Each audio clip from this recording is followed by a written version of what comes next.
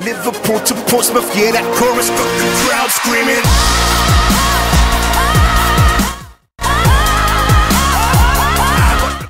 Yo les biscuits, c'est Jucatan, on se retrouve aujourd'hui pour une nouvelle vidéo sur Call of Duty Infinite Warfare. Et aujourd'hui on se retrouve pour une vidéo plutôt particulière, pas plutôt détente ou quoi.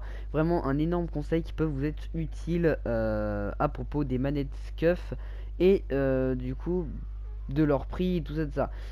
Avant de commencer la vidéo, je fais une grosse dédicace à Amacho et à Hugo qui ont fait ce gameplay avec moi que vous voyez sous nos yeux, qui étaient dans la partie. Donc petite dédicace et aussi du coup n'hésitez pas à aller checker leurs chaînes qui sont en description.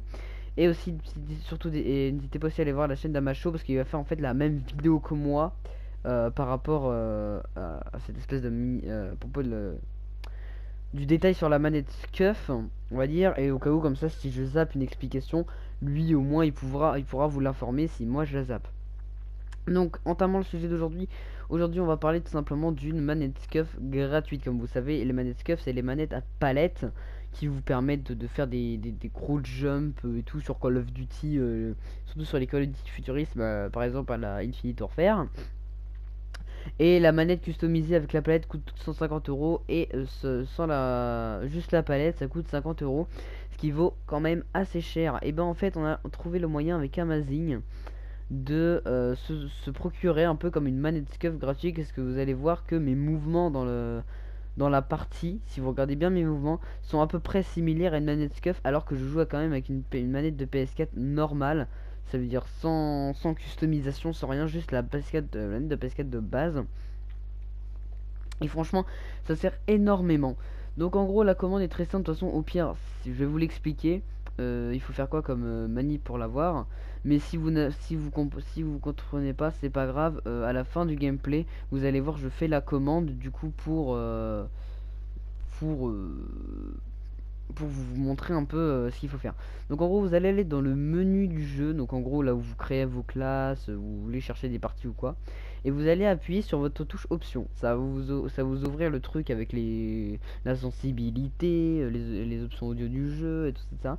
Vous allez aller dans commande et vous allez tout simplement aller dans placement et déplacement. En gros, donc vous êtes dans par défaut. Donc en gros, où vous appuyez sur croix pour sauter, carré pour recharger, triangle pour changer d'arme, rond pour s'allonger, L2 et R1 pour tirer, et R1, non L2 et R2 pardon pour tirer et pour viser et tirer. Et en allant dans placement et déplacement, alors vous en faites pas, hein, ça va pas vous faire changer tous vos boutons, ça va juste vous faire changer deux commandes en particulier, donc la touche pour sauter et la touche pour donner des coups de crosse ou des attaques au corps à corps tout simplement. En gros, la touche pour sauter ne sera plus la touche croix ou X que vous avez sur vos manettes si vous êtes sur Xbox ou PS4. Ça va être le joystick de droite, donc R3 sur la PS4 ou comme on dit, après je sais pas comment on dit sur Xbox. Et en gros ça va devenir L3 pour tout simplement faire des sauts sur Infinite Warfare. Alors je trouve que cette commande est très utile parce qu'en fait R3 pardon va vous permettre en fait de tourner en même temps que vous volez pour mieux ajuster votre tête par rapport à l'ennemi, mieux ajuster votre viseur par rapport à l'ennemi, et je trouve ça très intéressant et très important. Et du coup en fait la touche X va devenir croix pardon va devenir la touche au corps à corps. Donc du coup en fait maintenant pour moi la touche X est carrément effacée, c'est comme si elle était effacée de ma manette quand je joue à Call of Duty. C'est-à-dire qu'elle ne sert absolument absolument plus à rien à part à foutre des coups de crosse. Mais vu que moi sur ce jeu je n'utilise pas le coup de crosse parce que ça ne sert absolument à rien vu que les coups de crosse sur ce jeu ne one shot pas. Du coup en fait le bouton X croix pardon va être maintenant totalement invisible sur votre manette. Et en fait c'est là où ça devient intéressant, c'est qu'en fait sur les manettes SCUF, donc en gros les palettes sont derrière, c'est à dire que quand vous tenez votre manette vous avez des doigts derrière, et quand vous utilisez une manette SCUF vous appuyez sur les palettes qui sont derrière avec vos doigts. Ce qui fait que vous pouvez tout le temps rester sur vos joysticks et sur vos touches pour tirer. Et bah là en fait ça va être exactement la même chose. C'est à dire qu'en gros vous n'avez pas besoin d'utiliser parce qu'il n'y aura pas de palette à avoir ou quoi que ce soit, hein. Il y a pas de vous avez pas besoin d'avoir en plus utiliser vos doigts derrière. Vous avez juste à utiliser 4 doigts. Ça veut dire le doigt pour bouger votre tête, le doigt du coup pour bouger votre tête et pour sauter en appuyant sur le joystick de droit, votre touche pour vous déplacer, votre touche pour viser, votre touche pour tirer. Alors que quand vous utilisez avec la croix pour sauter, bah en fait ça vous fait du coup déplacer du joystick de droit à la croix, ce qui met un certain temps à revenir. Et du coup qui vous fait un réflexe assez long, ou alors faut avoir des très bons réflexes.